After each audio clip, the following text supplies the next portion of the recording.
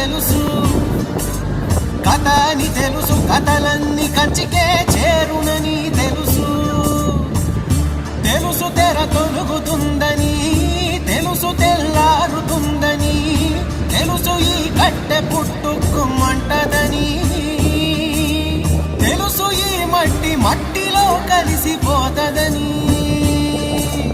ఎన్ని తెలిసి రకాటంలో పడిపోతావు ఎందుకని? మాయ